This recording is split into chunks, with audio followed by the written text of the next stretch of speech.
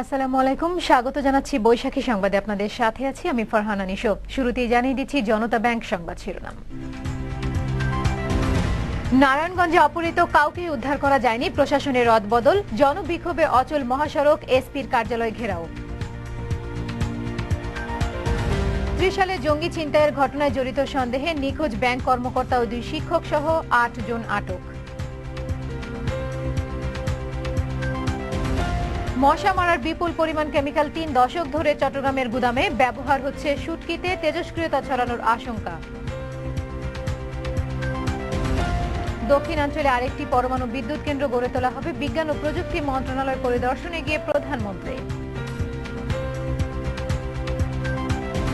দুর্নীতি ও অনিয়মের কারণে অস্তিত্ব সংকটে বিটিসিএল, সকল খাতে লোকসান, সম্পূর্ণ পাবলিক লিমিটেড করার পরামর্শ টিআইবির। শিরোনাম শুনছিলেন, সংবাদে এছাড়াও থাকছে নারায়ণগঞ্জের সাংসদ নাসিম ওসমান আর নেই, প্রধানমন্ত্রী, স্পিকার ও বিরোধী দলীয় নেতার শোক।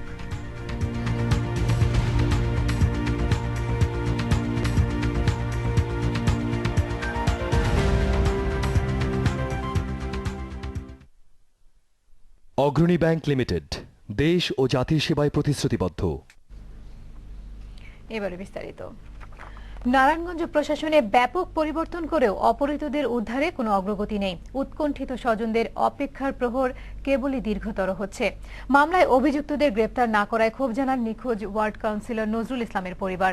আজও সড়ক অবরোধ এবং বিক্ষোভ করে ওয়ার্ড কাউন্সিলর এবং আইনজীবী সহ অপহৃতদের উদ্ধারের দাবি জানান এলাকাবাসী।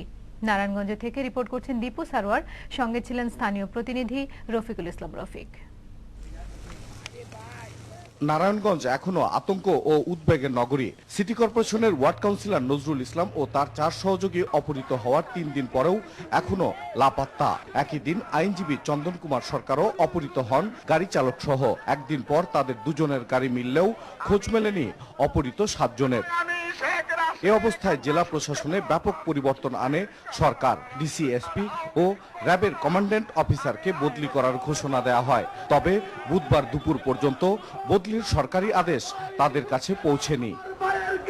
ওয়ার্ড কাউন্সিলর নজরুল ইসলাম অপহরণের ঘটনায় পরিবারের করা কোনো আসামিও ধরা পড়েনি। উদ্ধার ও গ্রেপ্তার অভিযান নিয়ে ক্ষুব্ধ তার পরিবার।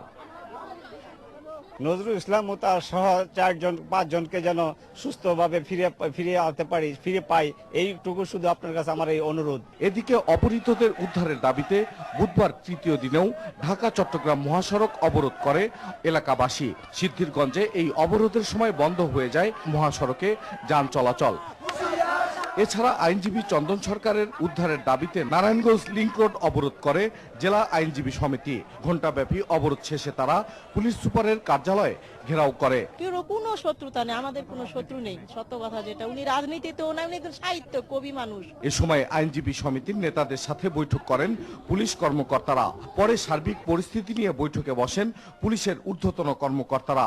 এতে উপস্থিত ছিলেন ঢাকা রেঞ্জের ডিআইজি।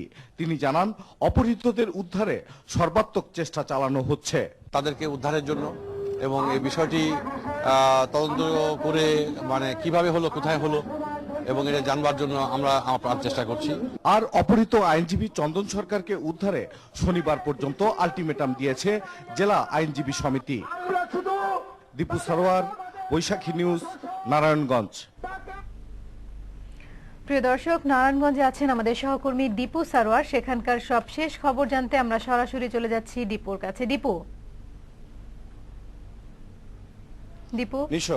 দীপু, আমরা দেখছিলাম যে অপহৃতদের উদ্ধারের দাবিতে নারায়ণগঞ্জে মিছিল হচ্ছে, এলাকাবাসী দাবি জানাচ্ছে। তো এই মুহূর্তে বিক্ষুব্ধ নারায়ণগঞ্জের অবস্থা আপনি আমাদেরকে জানাবেন। নিশো, আমি এই মুহূর্তে নারায়ণগঞ্জ জেলা পুলিশ সুপারের কার্যালয়ের সামনে দাঁড়িয়ে আছি। এখানে কিছুক্ষণ আগে জেলা আইনজীবী সমিতির নেতাদের সাথে পুলিশ কর্মকর্তাদের বৈঠক হলো। এই মাত্র আমাদের কাছে খবর এসেছে যে টানা 5 ঘন্টা অবরোধের পর সিদ্ধিরগঞ্জে ঢাকা নারায়ণগঞ্জ চট্টগ্রাম নারায়ণগঞ্জ চট্টগ্রাম মহাসড়ক অবরোধ তুলে নেওয়া হয়েছে। সেখানে অবরোধ সকাল 9টা থেকে অবরোধ চলছিল। নজরুল ইসলাম এবং তার 4 সহযোগীকে উদ্ধারের দাবিতে এই অবরোধ চলছিল সকাল 9টা থেকে। আর এছাড়া এই অবরোধের কারণে 16টি জেলার সাথে নারায়ণগঞ্জের যোগাযোগ বিচ্ছিন্ন হয়ে পড়েছিল। এখন ওই এলাকা মূলত রাস্তা পরিষ্কার করে দিচ্ছে পুলিশ, এবং সেখানে নজরুলের সমর্থকরাও তাদেরকে পুলিশ এবং আইন শৃঙ্খলা বাহিনীকে সহযোগিতা করছে বলে আমাদেরকে জানানো হয়েছে। আপনি জানেন যে নজরুল ইসলাম এবং অ্যাডভোকেট চন্দন সরকার তাদেরকে মোট 7 জন যে অপহৃত হয়েছে তাদেরকে উদ্ধারের জন্য শনিবার পর্যন্ত শেষ সময় বেঁধে দেওয়া হয়েছে। আমাদের সাথে একজন আইনজীবী নেতা আছেন, মাহবুবুর রহমান ইসমাইল। আমরা তার কাছ থেকে জানবো যে শনিবার বেঁধে দেওয়ার সময়ের মধ্যে উদ্ধার না হলে নারায়ণগঞ্জে পরবর্তীতে তারা কি ধরনের কর্মসূচি ঘোষণা করতে পারেন। মাহবুবুর রহমান, আপনারা সময় বেঁধে দিয়েছেন শনিবার পর্যন্ত, তো শনিবারের পরে কি ধরনের কর্মসূচি আপনাদের ঘোষণা আসতে পারে? আপনি জানেন যে একের পর এক এই গুমের এই ঘটনায় নারায়ণগঞ্জে আজকে আতঙ্কের একটা জনপদে পরিণত হয়েছে। এক্ষেত্রে চন্দন সরকার সহ আরো যারা গুম হয়েছে আজকে 3 দিন এবং যাবৎ আজকে আদালত বর্জন চলছে আইনজীবীদের পক্ষ থেকে। আগামী শনিবারের মধ্যে যদি চন্দন সরকারকে আমাদের আদালত পাড়ায় তাকে এনে নেওয়া না হয় এবং তার পরিবারের কাছে ফেরত দেওয়া না হয়, তাহলে শনিবার মধ্যে ইতিমধ্যে শুক্র এবং বৃহস্পতিবার বিভিন্ন শ্রেণী পেশা ছাত্র শ্রমিক